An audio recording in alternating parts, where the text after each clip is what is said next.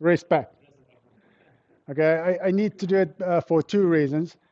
First of all, I see when to cut everything, all these settings and others away from my YouTube channel, and also to entertain myself. So those are the two reasons. All right, respect.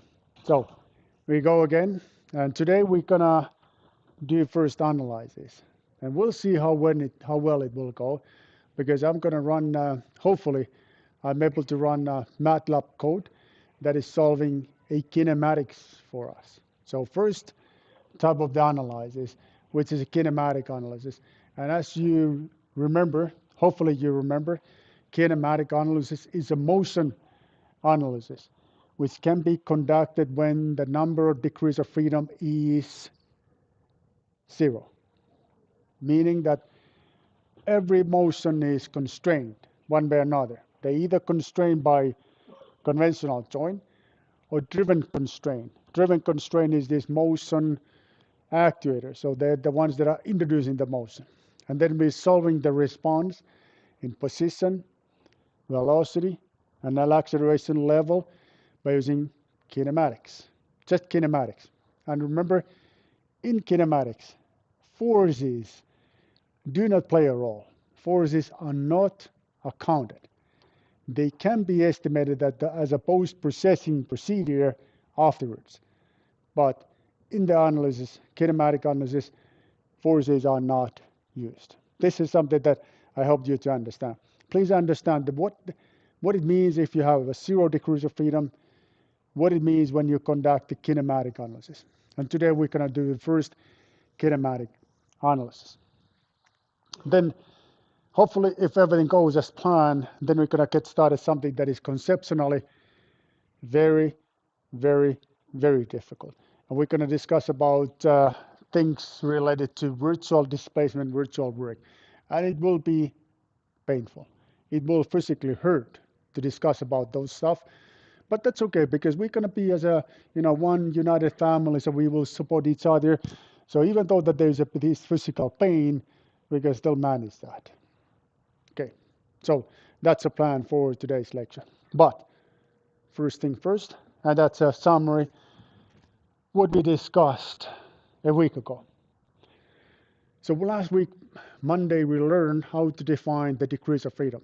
And it's all about what is a number of generalized coordinates minus the number of constraint equations. Okay, so how is it we know what is a number of generalized coordinates? That is related to number of bodies.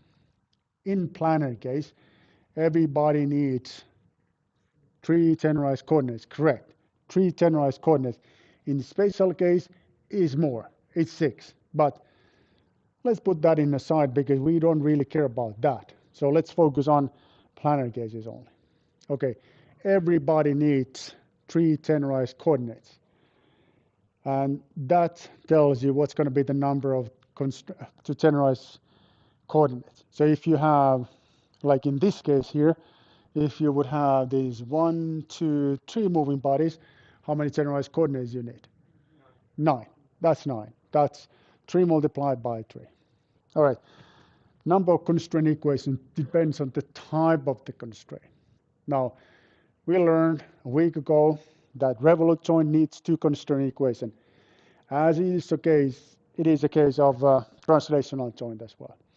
So here, if I count the number of revolute joint, it's going to be 1, 2, 3. So it's going to be 9 generalized coordinates, 3 revolute joints. So it's going to be 2 multiplied by 3. That's going to be 6. And then it's going to be 1 translational joint here. So it's plus 2. That's going to be 8. So it's a 1 degrees of freedom system. Now, in these weekly assignments, there were a little bit of confusing tasks because every now and then there was a cases such that there was like a mechanism. Let me try to put it in writing here. There was a mechanism such the way that it was 2 bodies like this, and the third body was somehow connected to these 2 bodies in this particular joint. And then the people were confused, like, okay, I'm missing one of the revolute joint. And the typical problem was that, here there is a one revolute joint that connects this body and this body. And one revolute joint that connects this body and this body.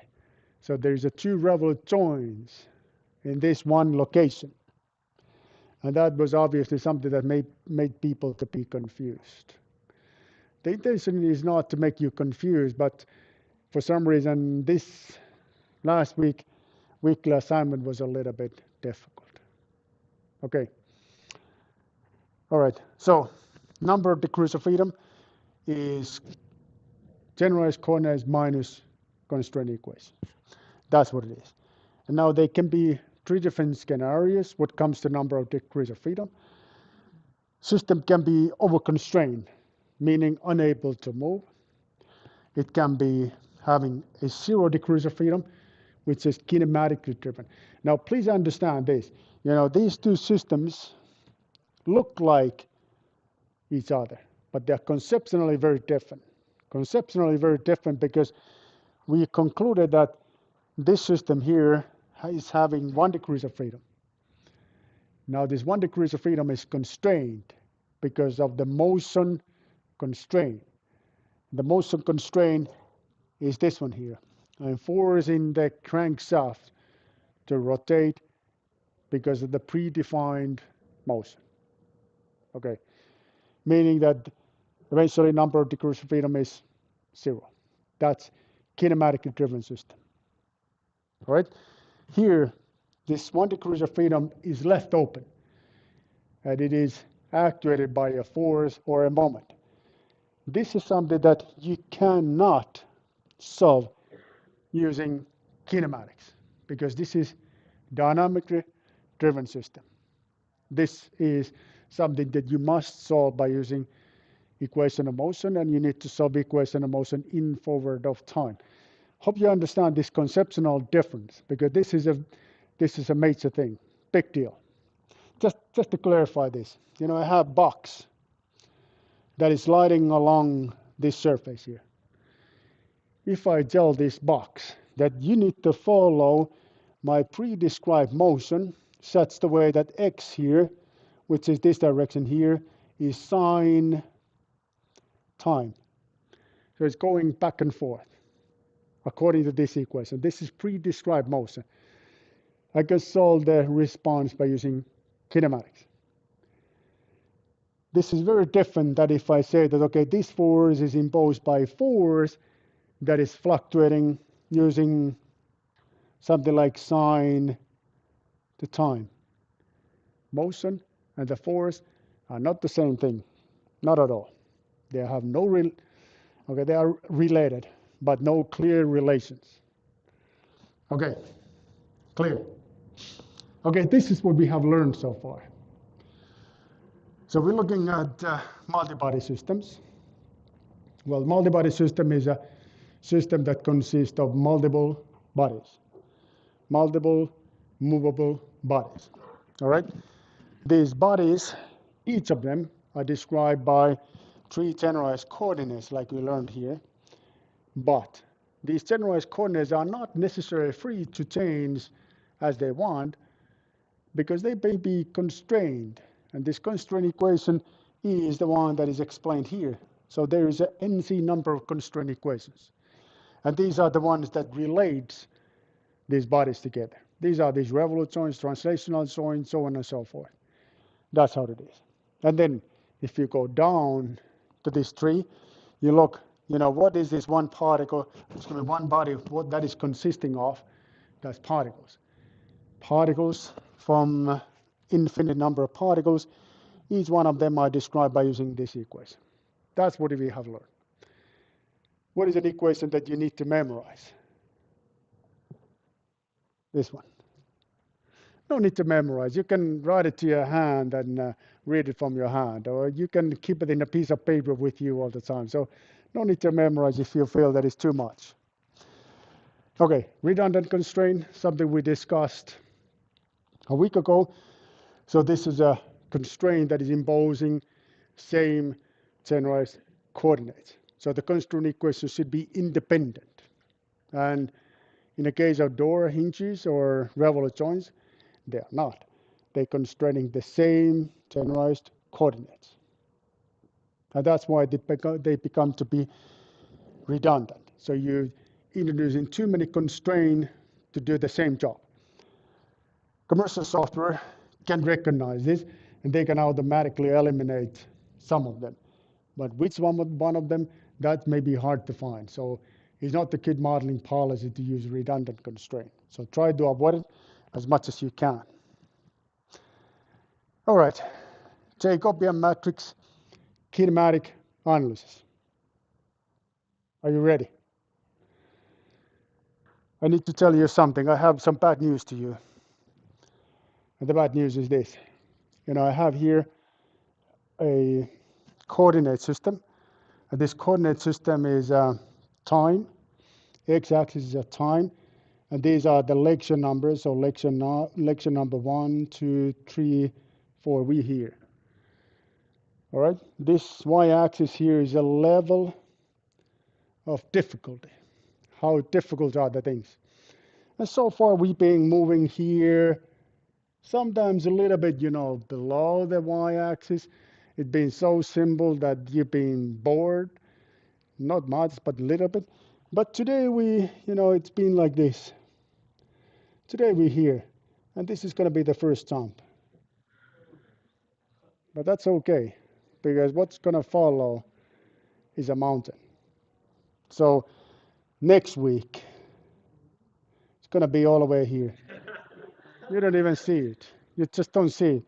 Then we're coming down here, and it's going to be okay again. But there's going to be this big jump, so be prepared. Are you prepared? Okay, but we get slowly. Today is not going to be that bad, but a week from now, it will be very bad. Okay, because this concept of virtual work that I'm sure you have heard about it will be used in multibody framework. And it's mathematically a little bit involving. But, well, anyway, so we'll see how we're going to go. And okay, so I need to check what are the comments, because like I say, I'm by myself, so no one is holding my hand today. So we'll see how I go. I need to check these comments every now and then. And online participants so far just saying respect to participants here in the lecture room. All right, now, kinematic analysis. First of all, why to do it? Why there's a need to do this kinematic analysis? Well, first of all, it can be made for manipulators, robotics, and such to figure out what is the Rick space of the mechanism, of the manipulator. It can be carried out or that can be figured out by using kinematic analysis. It can be also made to see if there is a possible collisions. So it can be made in a collision analysis as well to see if you're able to do assembly work in a proper way. So you see if this kind of motion is possible, or if there's obvious collisions. That all can be figured out by using kinematic analysis. It can be also to make it using preliminary studies of the structures, see if the functionality is roughly what you're expecting to see if the motion is long enough, if system behaves the way you wanted that to behave. That's where you can use a kinematic analysis. Now, kinematic analysis consists of 3 steps. Each time we need to conduct 3 items. Now, these are different levels of analysis we need to conduct. So we need to do position level analysis, which is a difficult one. We also need to do velocity level analysis. It says here simple. It is very simple. It's a matter of substitution. Simple substitution. It's not something that you get confused, but it's very straightforward. And then acceleration analysis, it's okay. It's, again, substitution, but this time a bit more involving substitution. So it's a little bit more difficult than in a velocity level. It's doable for sure, but challenging is a position level. Position level, which we're gonna get started. Everything gets started by one critical step, and that is by creating the constraint equations. Once you have a constraint equations, then like I say, rest is a plate. Rest is downhill. Rest is simple. But the constraint equation is what you must have in the beginning. How many constraint equations? As many as generalized coordinates. Because what are the unknowns here? Generalized coordinates. We have to have equal number of unknowns and equations. And the equations this time are constraint equations. That's the whole story in a short, in position level. In a velocity level, we need to differentiate this constraint with respect to time. We're going to get this velocity level analysis. In acceleration analysis, we need to differentiate the constraint equation twice with respect to time. That's how it goes.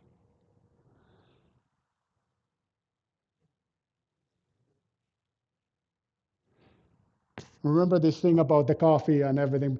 I started to have stomach aches because I'm drinking so much coffee by myself.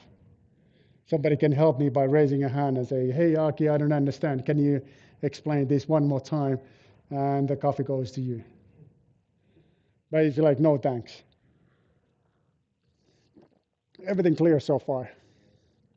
Okay. All right. Kinematic analysis. So,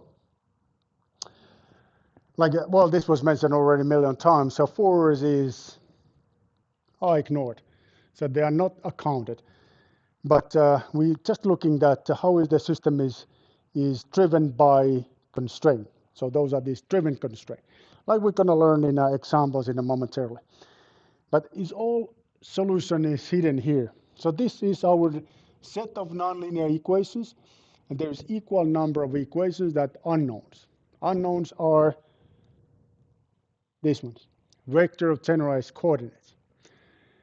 Now, if I have a set of nonlinear equations, let's say 3 nonlinear equations, and they are a function of generalized coordinates, how can I solve the generalized coordinates?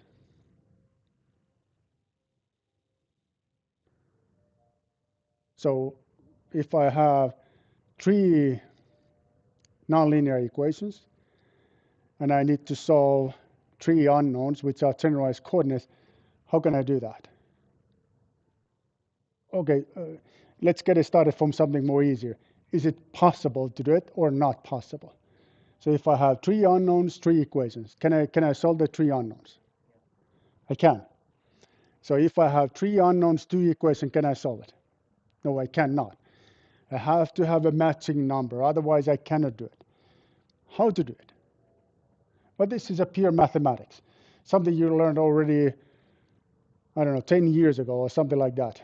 So we can use numerical techniques to solve it, because now the problem is that the unknowns are not explicitly mentioned, but they're hidden inside of our nonlinear equations.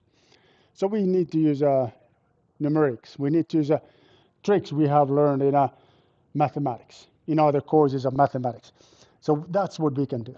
And the way we can do it is that we can use a technique that is called Newton-Raphson technique. Newton method sometimes called. Have you ever heard about this? You have not. All right, that's okay. So it's a Newton difference method. Have you heard about that? Have you heard about nonlinear equations? Yes. Have you heard about unknowns? Yes. Okay, so that's okay. So rest I will explain to you. So if you haven't heard this before, that's okay. So one of the standard numerical procedures to solve nonlinear equations with respect to unknowns. And how it goes such the way that there is an iterative process to do the solution. So it's not that we can get the solution by substitution like that. It's not going to happen like that. But we can get better and better solution by iterating the solution. It means that we can compute something that is called Newton difference. And the Newton difference plays a very significant role for us. And the Newton difference is this guy here. Where that comes, I'm going to explain that to you in a minute. This is not a solution, but it's telling me how is the direction, what is the direction where I can find the solution. This is telling me the direction to travel to reach my final destination. Okay? How it's telling me that? it is telling me how is that I should update my tenorized coordinates to get a better guess where the solution is located at.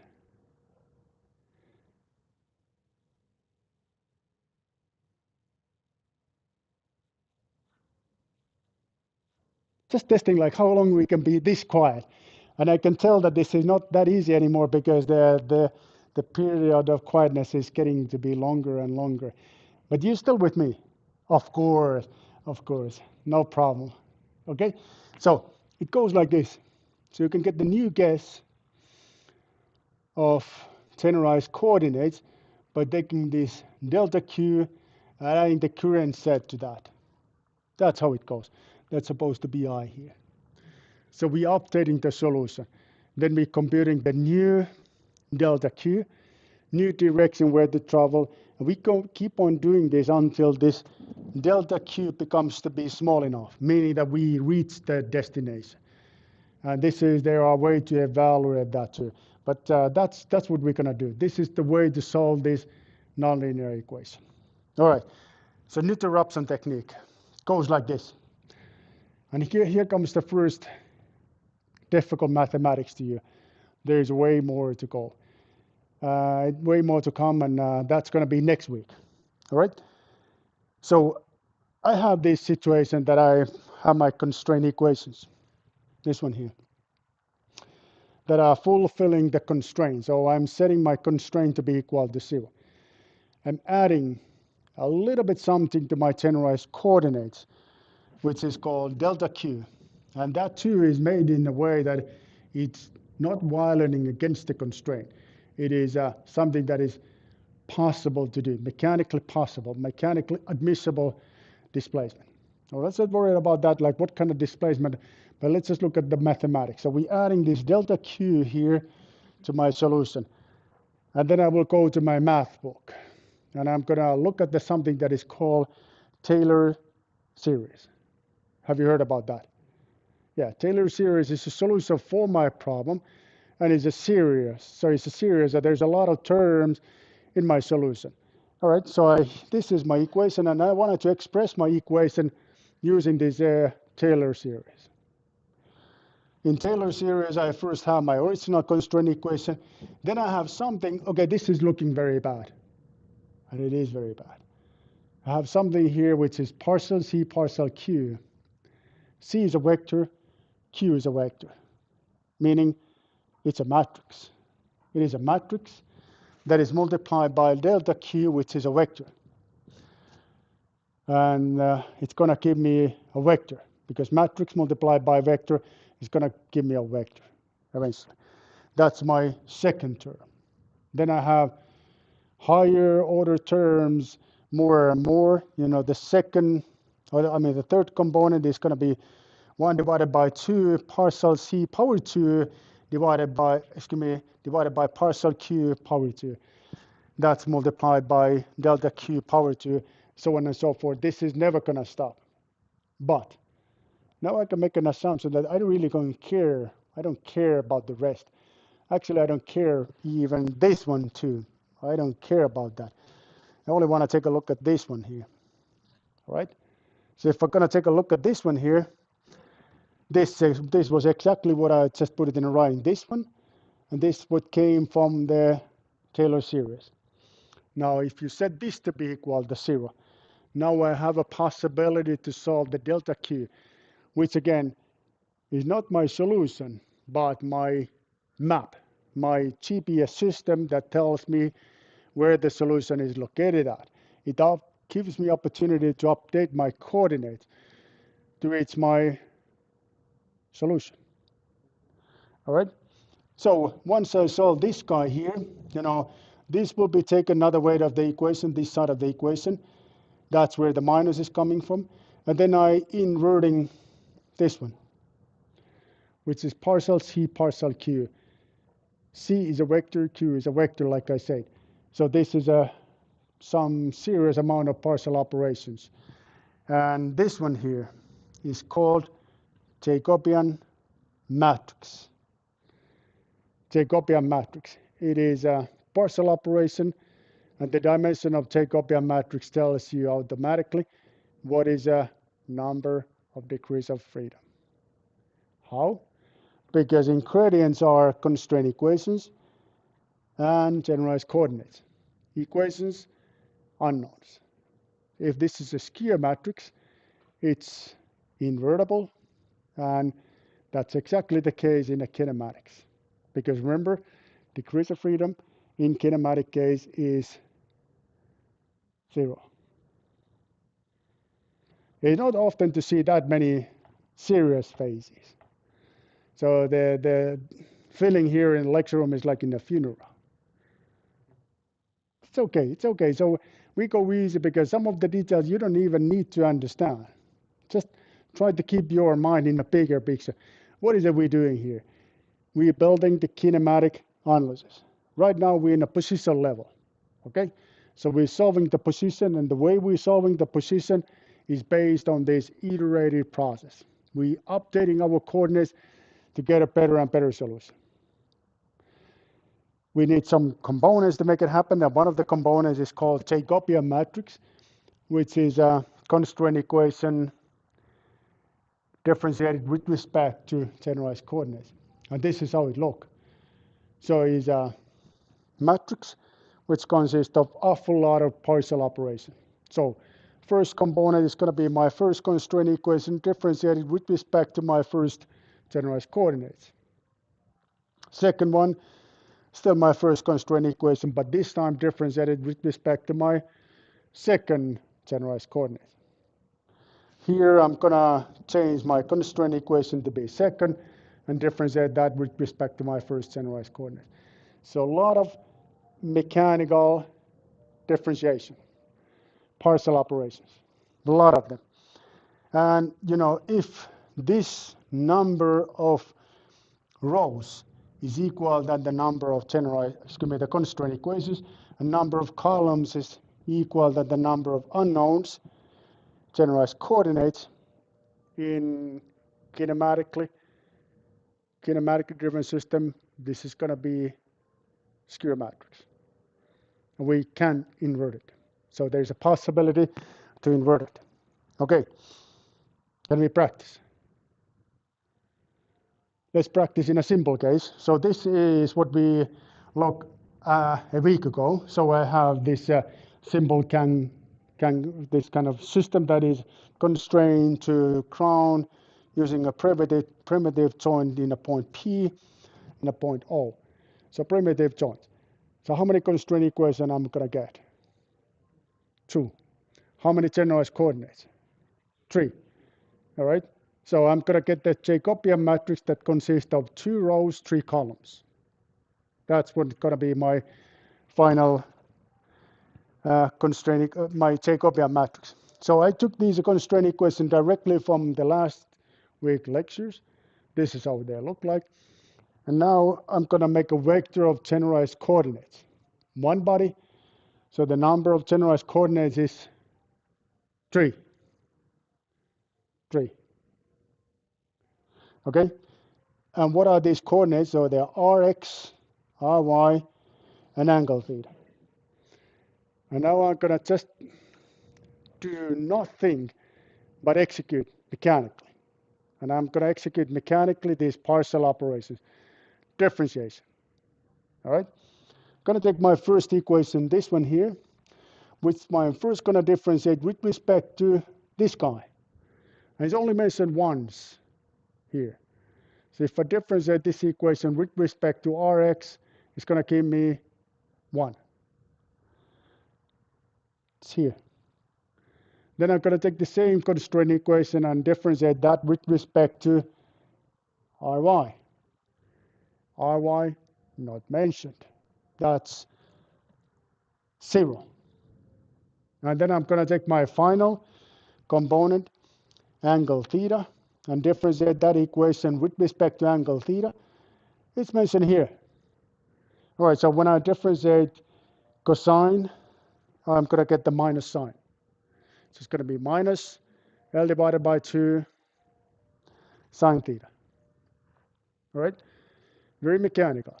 Then my next constraint equation, which is this one here. And I will do the same. First with Rx. Rx not mentioned. So it will be 0. Ry mentioned. But linear component here, so it's going to be equal to 0. And here is a nonlinear component, so when I differentiate the sign, I'm going to get the cosine. Okay, so it's going to be minus L divided by 2 cosine theta. That's it. Number of degrees of freedom is 1 because 2 rows, 3 columns. Is this kinematically driven?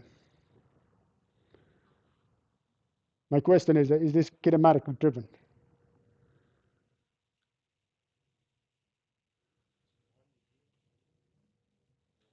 1 degrees of freedom. Is it kinematically driven or not? No, it's not. No, it's not. So we need to use equation of motion to solve the response. Well, let me just yeah, so there are just the comments that are related to rotation of the particle. So we are not going to discuss about that. Okay, did I? No, this is still okay. What is it the Takeopia Matrix telling you?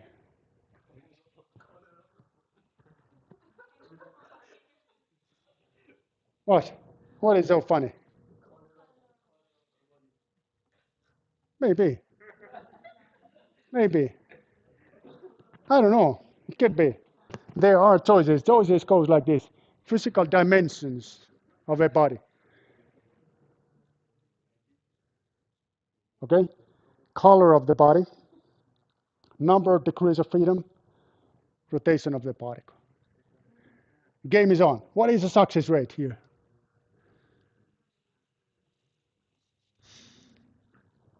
What is the success rate? Not, well, how much? 19. 95. Okay, so the audience is here saying, okay, and the online participants are saying 100%.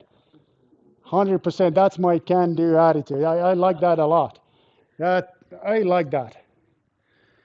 But then there is a 90%, 95. I don't like those so much. Okay, so we'll see. We'll see.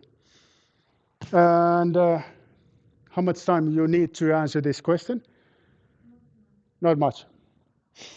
Okay, so I will get back to this momentarily. Okay, so there are one guy is saying over 9,000 is a success rate. I like that. Okay, so here it goes. This is procedure to solve the position. So we derive constraint equation and Takeopia matrix.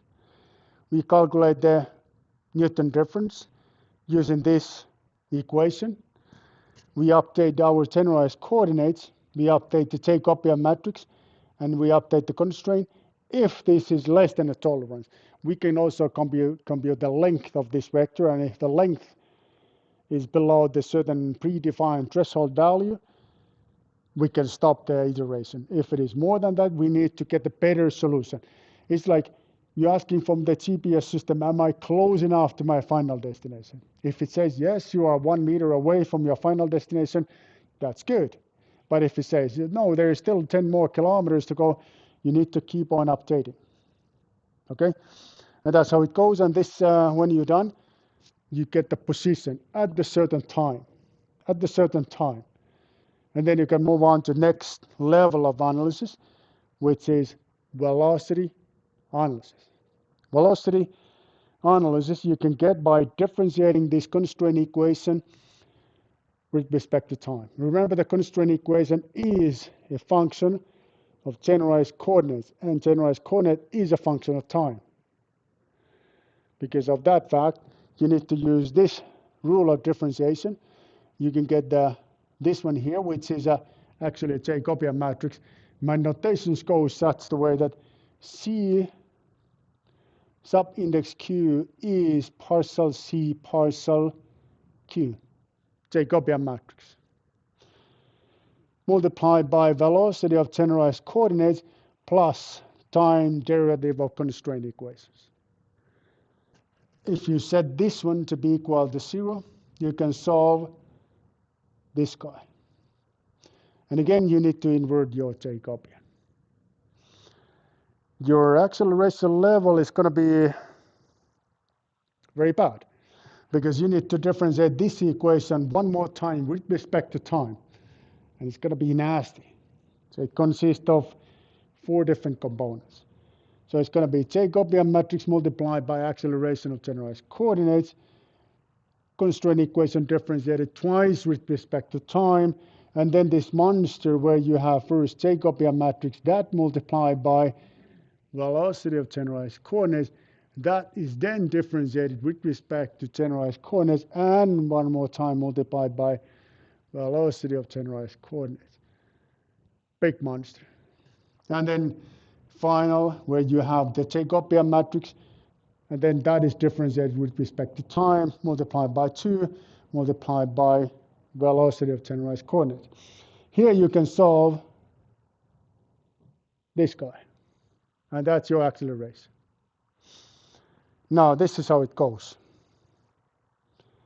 Here is the whole procedure. Position level, iterating Newton-Raphson, or Newton. I don't know how they teach you that in elementary school, because isn't that where they're explaining these iterative numerical processes? High school. I don't know where I don't know. Bachelor level, master level. Okay, so anyway, so it's this iterative process, and then velocity is a matter of substitution, not very complicated one, and acceleration, complicated substitution. Okay, that's it. That's how it is. Should we practice? Prior to that, should we take a look how well we're doing in class quizzes? Is it going to be 100? So what is this going to be 100? So what instead of dancing, we're going to stop today? Would that be okay? No. No. Online participants, I need to tell that, here we have no interaction in the class. Okay. So let's take a look. And then we're going to take a look at this example. And I have another example too. And I would like to solve them both using MATLAB. Okay.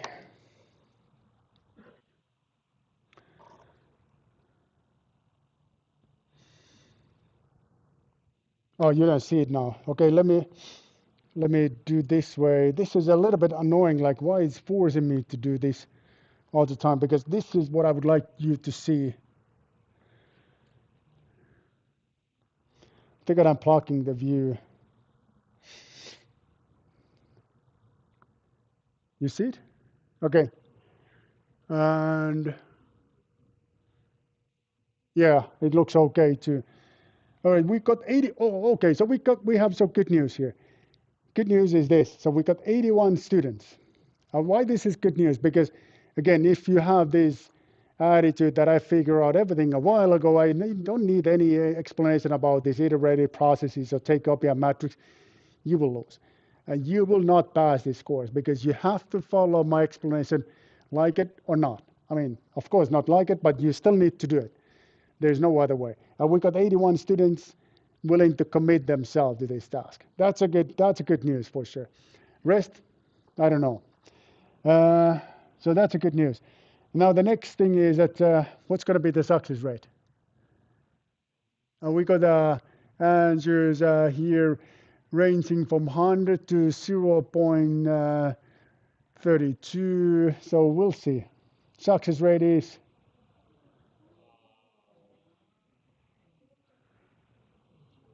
disappointingly low. Okay, so we have two pieces of disappointing news here. So first of all, what is that we have agreed about the rotation of particle? I'm losing my hope a little bit here. So somebody's making fun of me, but I don't like these jokes. I don't like these jokes, I can tell you. So we got 4%. It's 4%. Okay, 4% is thinking that still there is this slight chance that there is a rotational particle. Maybe it's Takeopia matrix that is telling me that. Is not. That's incorrect. And then the physical dimension of the body. No, is not that. It's not about the physical dimension. It's all about what is the number of degrees of freedom. That's what it's telling you. Okay, so let's go to practice. And I know that momentarily you would like to have a break. Is that correct? No? No breaks? No, meaning yes, no breaks? Okay, that's a good news. That sounds like kind of the attitude that I wanted to hear. So, okay. All right, now this seems to work fine. So, seems to work without no problem switching from one screen to another. So here's my first example. And in my first example, I have this mechanism I looked a little while ago, but that is supplemented by one driven constraint. Driven constraint is the one that is located here. Uh, what happened? No, this is no longer willing to make any drawings. So is it some kind of a different settings that it was a little while ago? No, not that. Yeah, it looked a little different than it was. Correct. Okay, let me try to do this. So is no, what is this? This presentation mode. Okay, this, and then this back.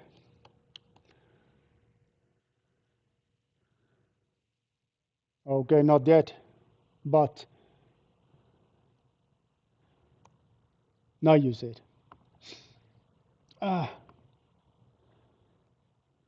okay. So my driven constraint is located here. My driven constraint tells that this point Q must move according to pre-described motion.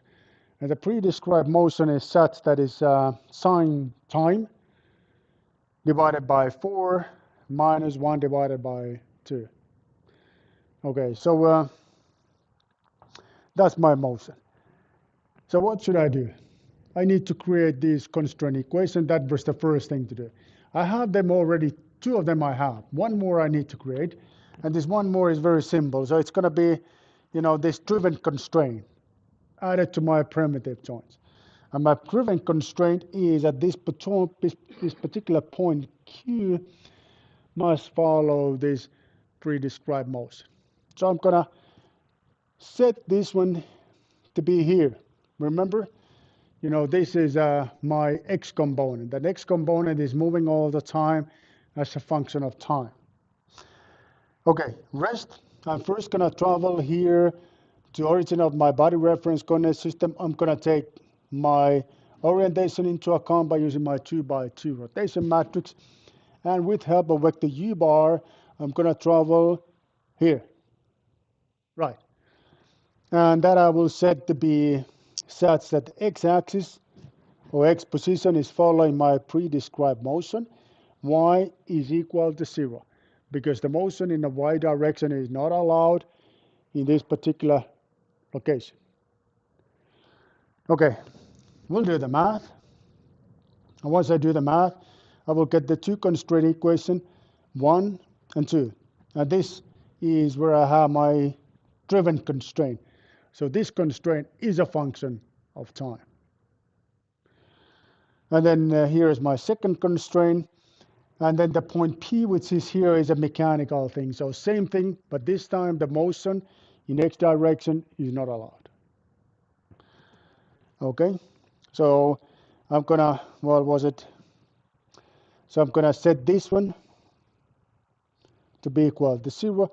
Once I do the math, my third constraint equation look like this. Now, it's not listed here. Okay, it's a little bit hard to follow, but my Takeopia matrix, maybe we can make this as an example, is as follows. So I'm going to take first this third row here, and I will differentiate the third row with respect to Rx first. It's going to give me 0. Then with respect to Ry, which is not here, so it's going to be So first one was 1, the second one is 0, and then with respect to angle theta, it's going to be minus sine, and that's how it goes. The rest I will do the same way. So other constraints are not visible here in this slide, so they were in a previous slide. Sorry about that, but you just trust me that I did this correctly. You trust. Very good. Okay, so first thing, I need to create the Newton difference. And in my Newton difference, the first thing to do is that I need to take my Takeopia matrix. I need to invert it. And I cannot do it by using my pen and paper technique. I need to use a symbolic math tool to make it happen. So this is my Takeopia matrix. And this is my vector of constraints. Once I solve it, and once I set the numerical, or once I substitute the numerical value for these two pieces of components, Takeopia matrix and constraint equation, I can get my first guess of how the coordinates should be updated.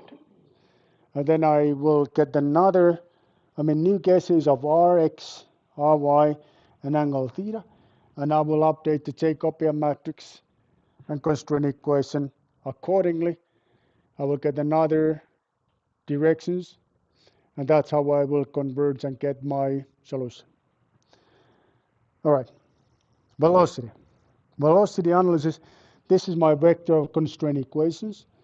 Once I differentiate that with respect to time, there's only one constraint that is a function of time.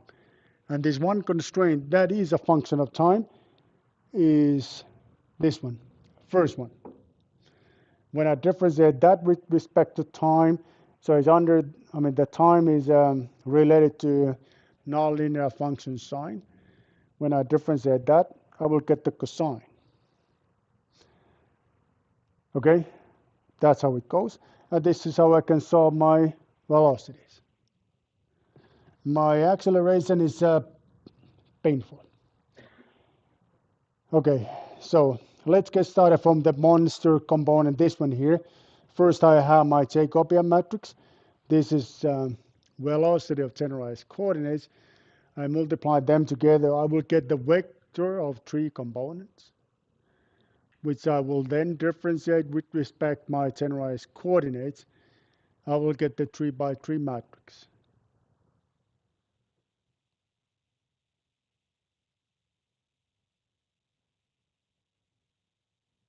Everything is okay.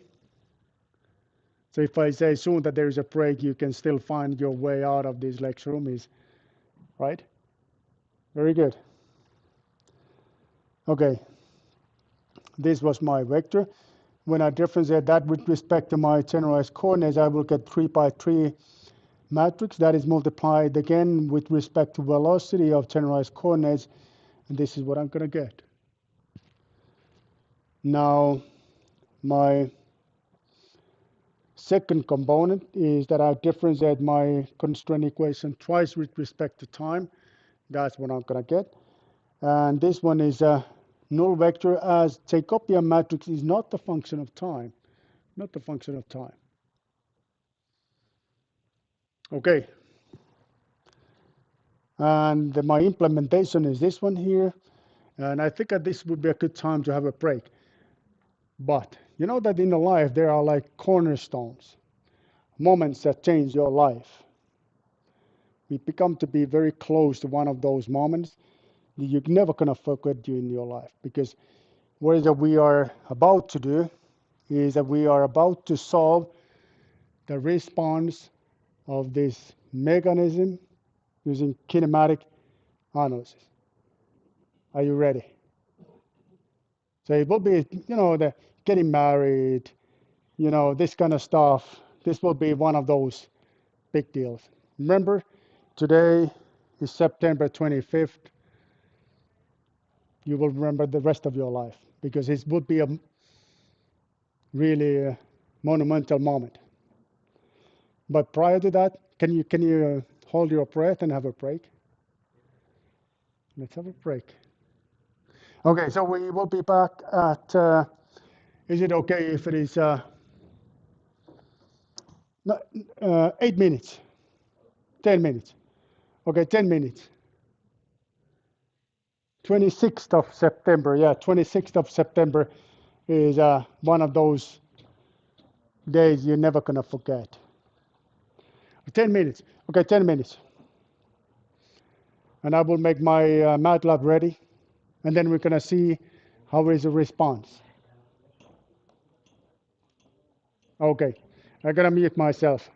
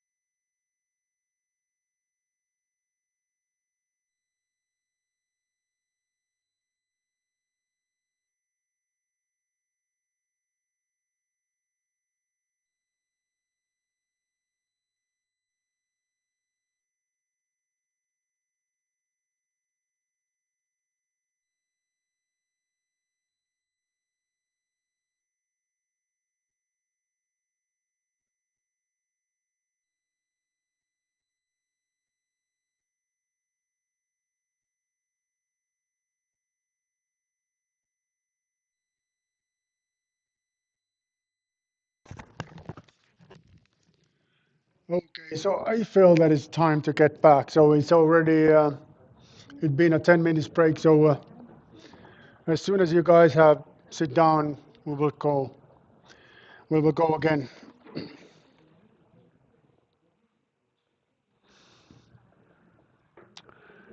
All right, as promised, just prior to break. So there's going to be a very emotional moment ahead of you. So we're going to solve the response of this not so complicated mechanism, but this mechanism there's a primitive joint here and driven constraint in one end of the primitive joint. We will solve the response of that system by using kinematic analysis. And we will do this solution this time by using a MATLAB. So here's my MATLAB code. It's written in somewhat small font, but you see, how it goes. I have here initial angles and positions of this single body system. Here's my constraints. This is my constraint equations. It's one-to-one copy from my slides. Then what follows is my Takeopia matrix. The same thing here, so it's exactly one-to-one copy from my slides. Just this ID tree here is referring third generalized coordinates. All right, and then comes settings, and this is a Newton difference computing coordinate updates. What I do, and then convergence criteria. If this is good enough, or should I do this again? I will update my coordinates, and then I will estimate my position for the next step, and then compute my velocities and acceleration. So this is it. So I think that I can solve this system. So let me see how well it works.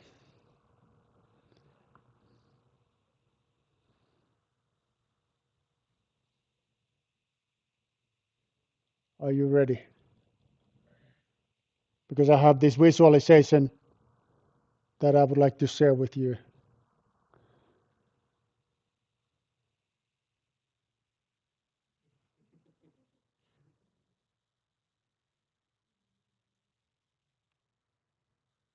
It's okay to cry.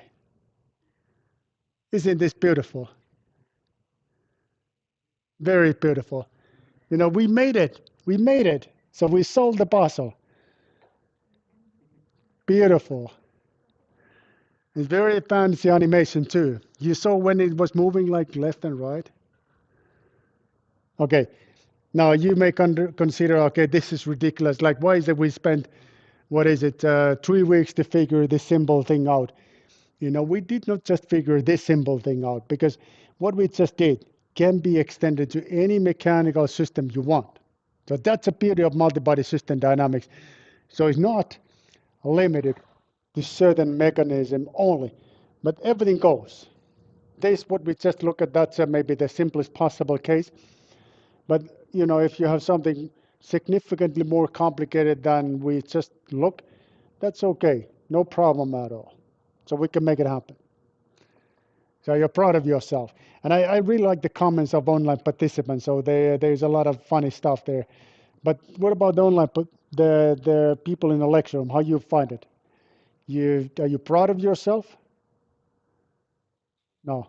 You should. You should give a good credit to yourself. So you were able to do this. And not just this, but you can extend this to any mechanism you want. Okay, so let's extend it. Let's look at another example. And these are all the related to this implementation details, which I'm not gonna explain you today because I'm a little bit in a hurry. Not this. I need to do it this way one more time. All right, and then this connection.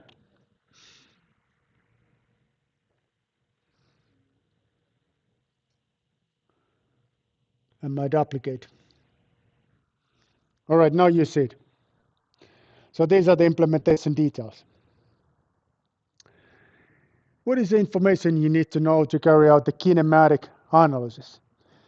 So what is necessary information that you need to know? Is it rotation of the particle, number of degrees of freedom, forces imposed to the system, constraints and vectors of generalized coordinates of the system? Which is the necessary information to make it happen. And I don't think that my in-class quiz is open, but let me make it open momentarily. So just a second. Next. And this is, by the way, the last in-class quiz of the day. So you take your time to consider this well, because it will be a big surprise, pleasant surprise to see that we're going to score 100%. I don't believe by myself, but you know, there are miracles that can happen. So maybe this is one of those miracles. Maybe. Okay, so we back to this one.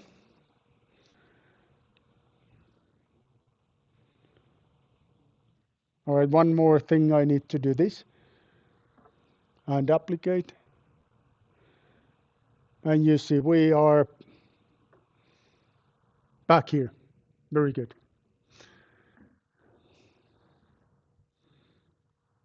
Why did it blinking like that?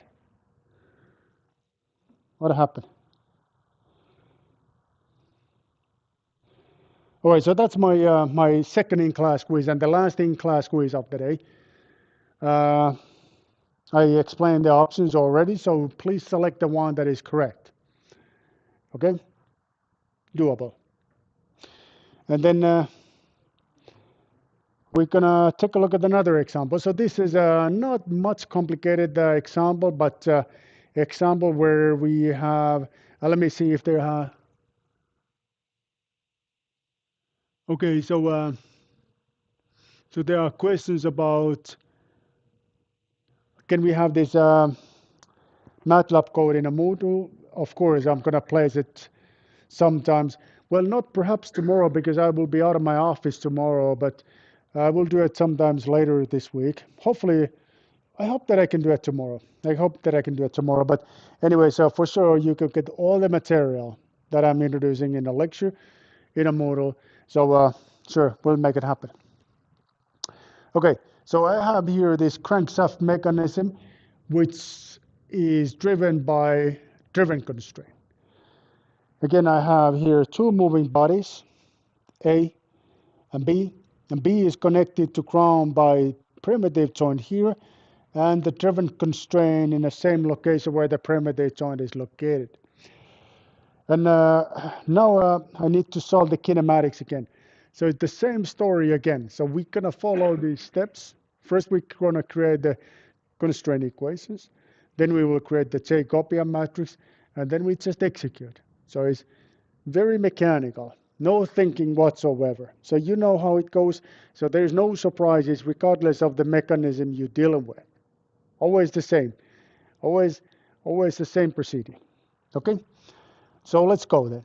So the first 5 constraint equations is already given to you because we looked this problem a week ago. So this is something that you're already familiar with. The one extra constraint that is related to this driven is the one that is here. So if I solve, this one, I can get my 6th constraint equation. And 6th constraint equation will be the one that is written here. That is the one that is related to a function of time. Others are not. Okay?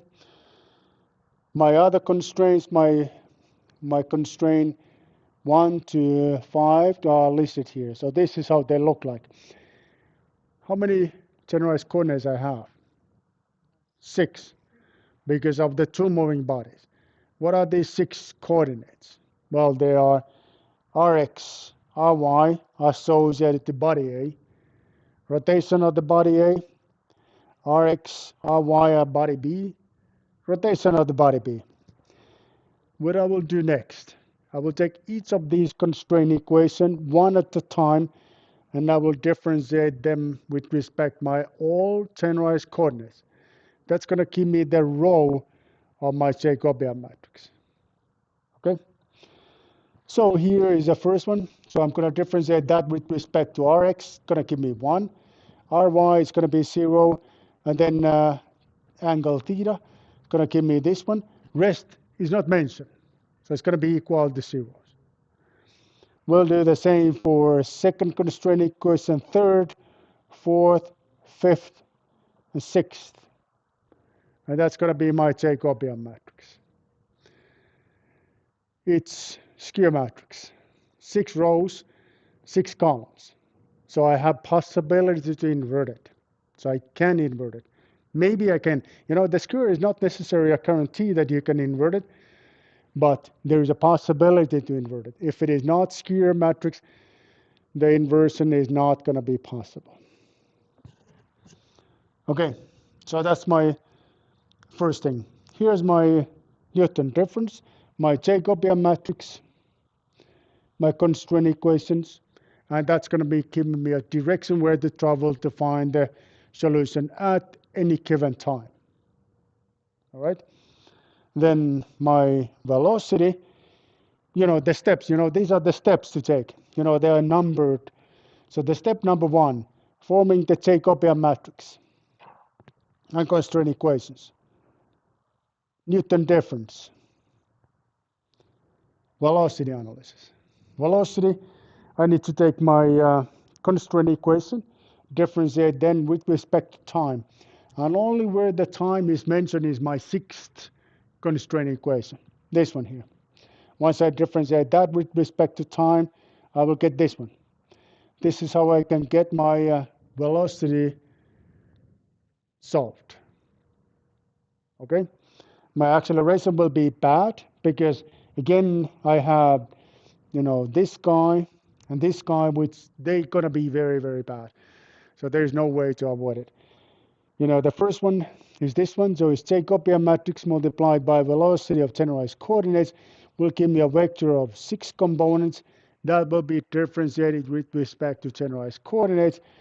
And it's going to be very bad, like shown here. This is how it looks. That eventually is multiplied by vector of velocity of generalized coordinates, going to give me this vector. When I differentiate my constraint twice with respect to time, this is how it looks. So, should I solve that too by using MATLAB? How is your emotions? Are you able to handle something big like that?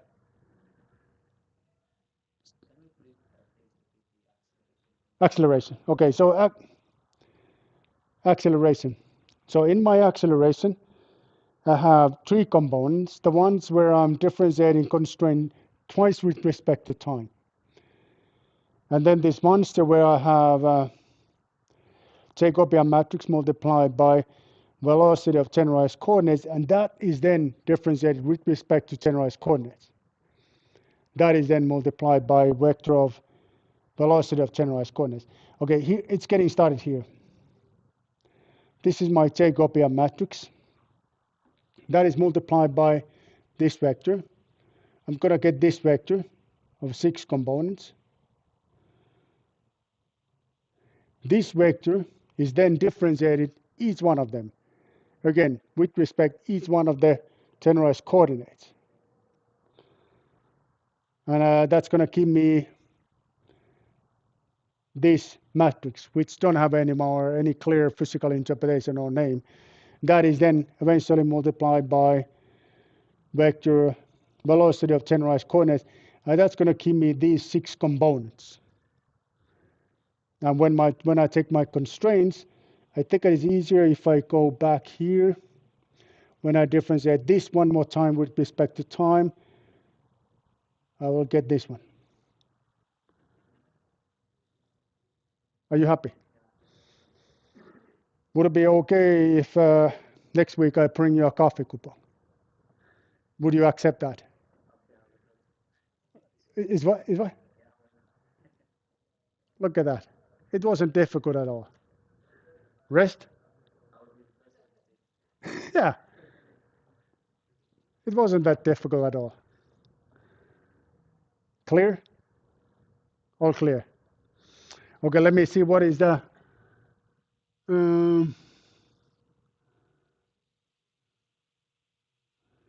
Okay, so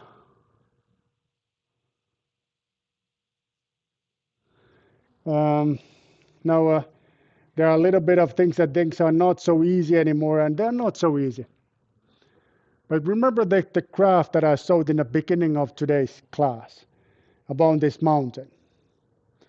So right now, what's going to happen next is that we started to climb up to summit of that mountain.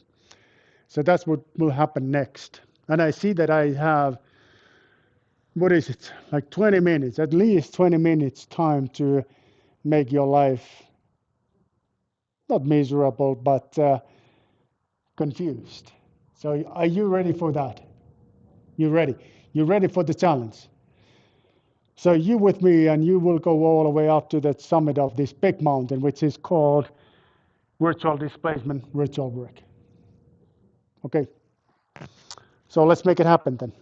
Let's make it happen. Okay, virtual displacement. Now, I need to explain something before we're moving on to this virtual displacement.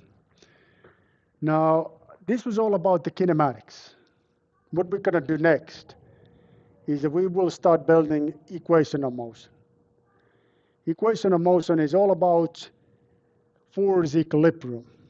So we need to be able to express the force equilibrium, and we need to be able to solve equation of motion based on the force equilibrium. Okay, what kind of forces we're dealing with here? So we have here inertial forces, which you do know what that is. That's mass multiplied by acceleration. Okay, so let's write it in a way that we understand that. So it's a mass multiplied by acceleration like this. That's going to be my inertial forces.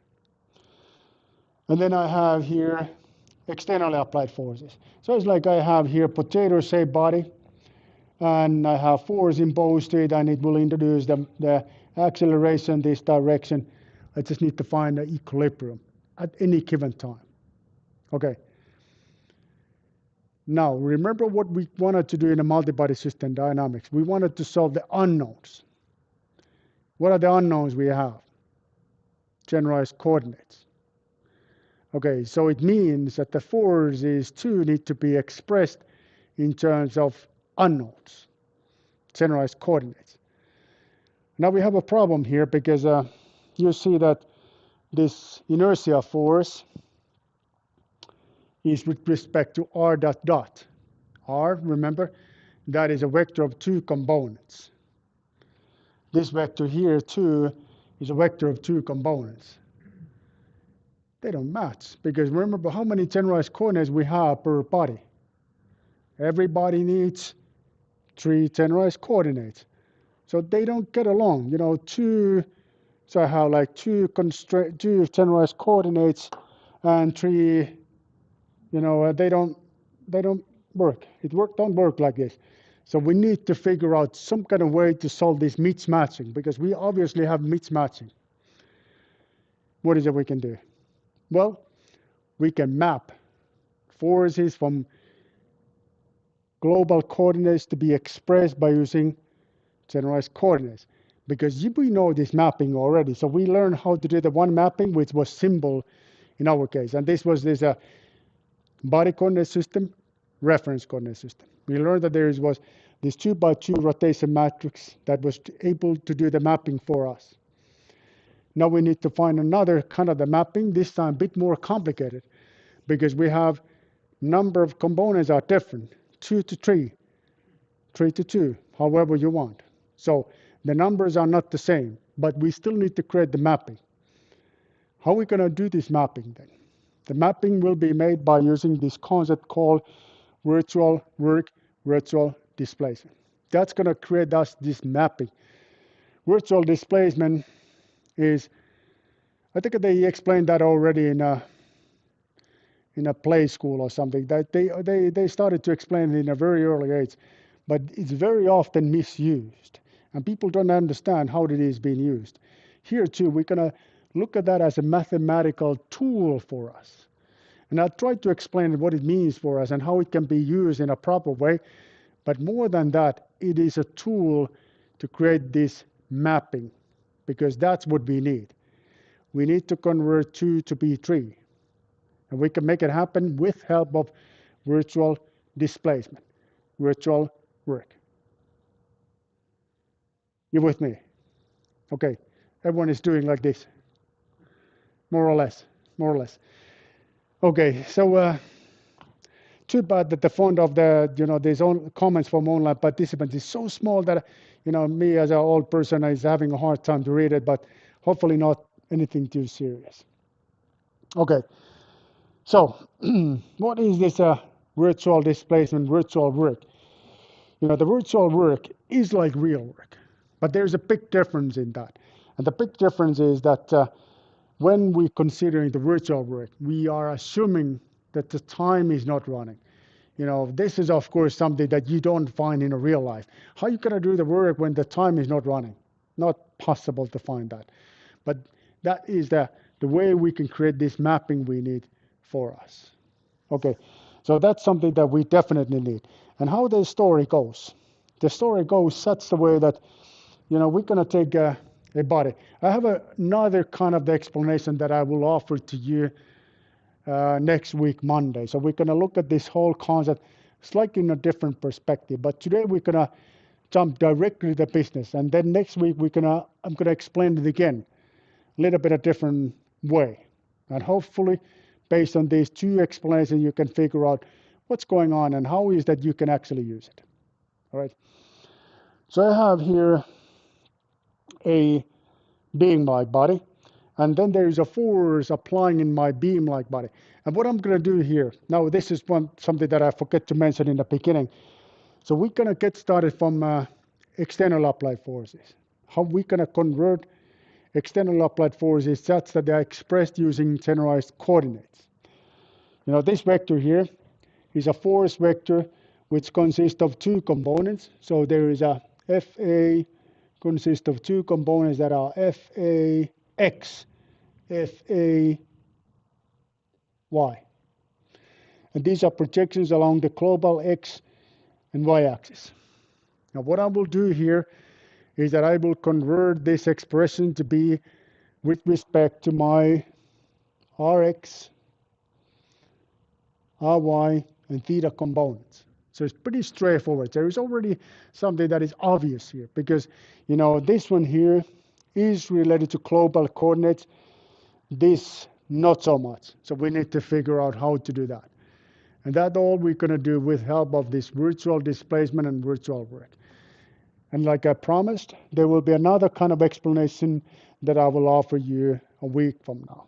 Now, let's take a look. So we have this situation, and the force is applying in the position, which is position O, and the position O with respect to global coordinate system is expressed as it is shown here.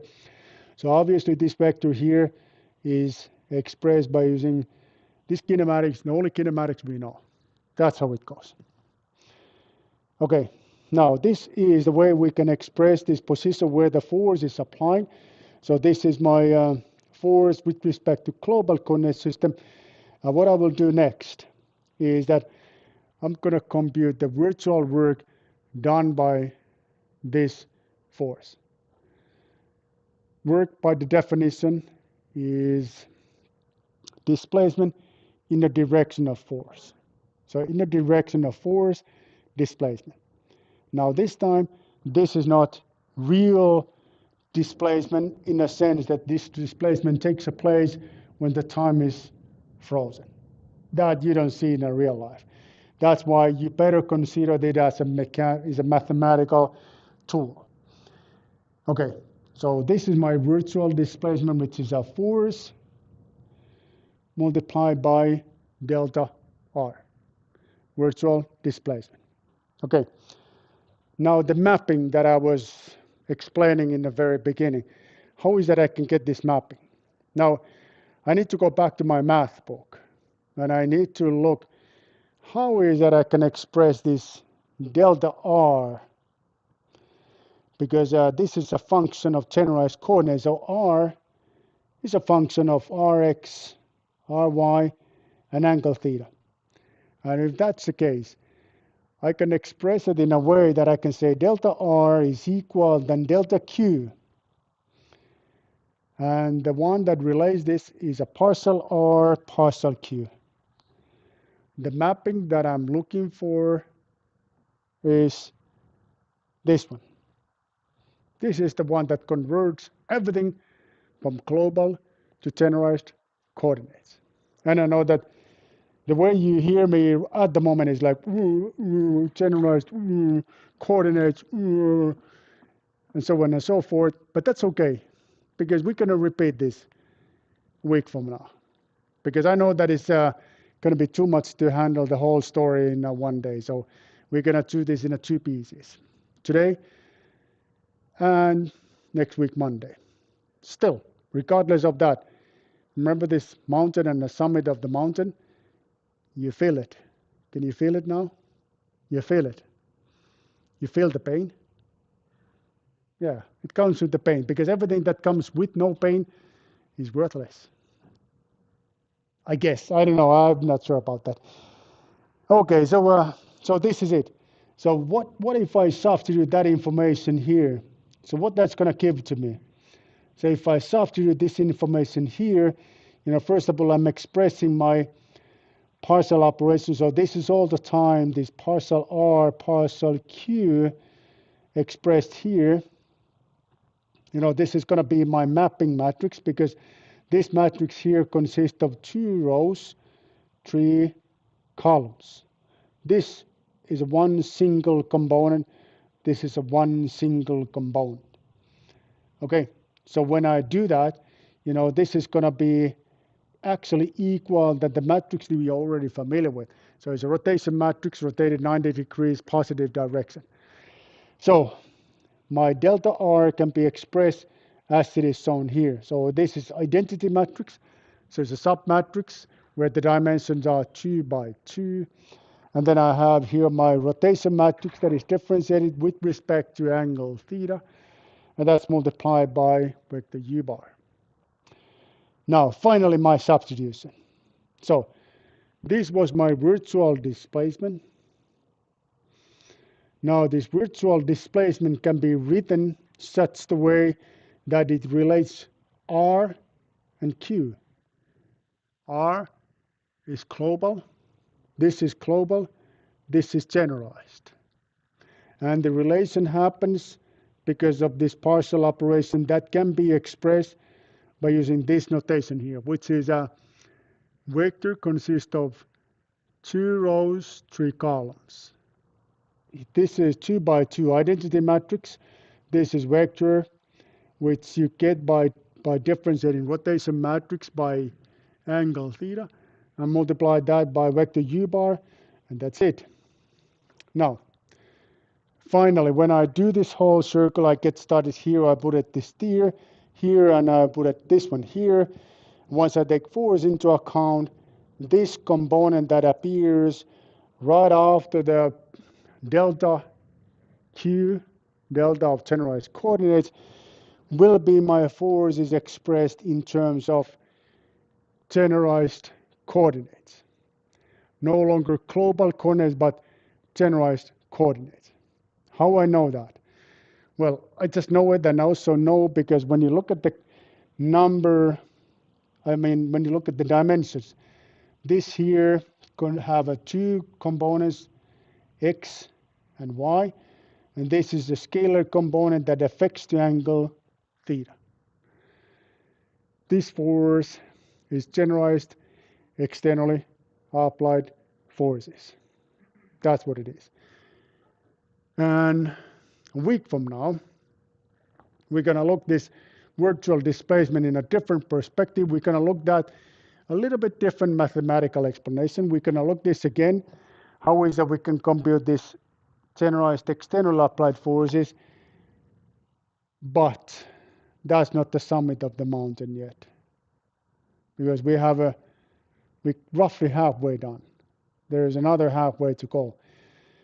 Another halfway is a big problem, which is called inertia forces. Inertia forces, this famous guy, D'Alembert. He figured out that the inertia forces can be treated similarly. He figured out this, if Newton's second law can be written like this, mass multiplied by acceleration is equal to externally applied forces, he was able to write this equation in such the way that force minus inertial force is equal to 0, and he became to be world famous. But there's a bigger story than that. He figured out that these inertial forces can be treated similarly than external applied forces. And that's what we're going to do next week. And that's going to be very bad because you know that this acceleration here will consist of three components. The ones that are directly and linearly related to acceleration, and those ones that are quadratically related to velocities. And that's what's going to make everything a little bit involving, a little bit complicated. Okay, I'm going to stop here. Are you not happy? You would like to continue? No, not today. Okay, this is something that I would like you to think. I'm going to have a lot of examples and everything, so we're going to look at the details a week from now. And then suddenly all becomes to be clear. Yes, sir. No, this is forces now. So we left kinematics aside. We're going to look force balance. Forces, we have two different kind of forces, external applied forces and inertial forces. So it's like inertial forces when this is flying, and when I was drawing, you know, this big external applied force, that's what it is.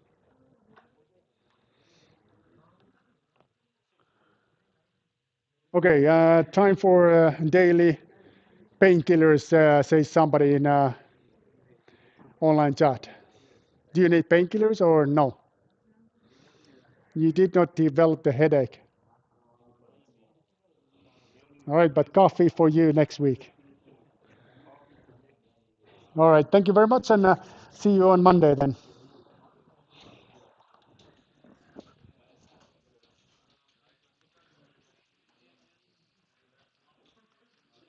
Uh,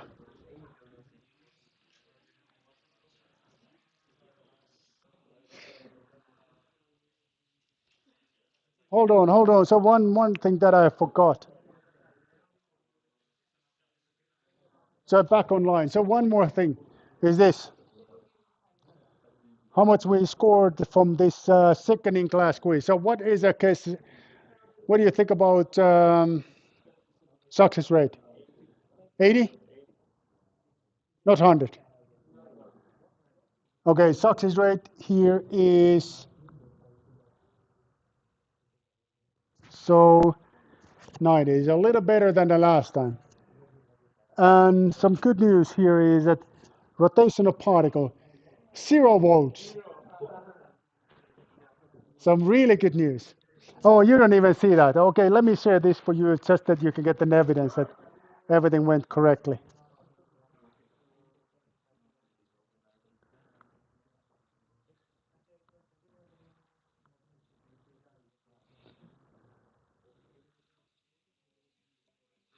If you know the number of degrees of freedom, you are not able to conduct the kinematic analysis because it needs to be 0. It just needs to be 0. And no dancing because it's close, but not close enough. No. Okay, let me close. Sorry that